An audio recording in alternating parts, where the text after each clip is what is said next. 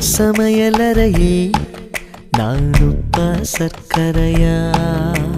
நீ படிக்கும் அறையில் நான் கண்களா புத்தகமா? உன் சமையலறையில் நான் உப்பா சர்க்கரையா? நீ படிக்கும் அறையில் நான் கண்களா புத்தகமா? நீ விரல்கள் என்றால் நான் நகமா மோதிரமா? நீதழ்கள் என்றால் நான் முத்தமா புன்னகையா? நீ அழகு என்றால் நான் கவியா ஓவியனா? உன் சமையலறையில் நான் உப்பா சர்க்கரையா?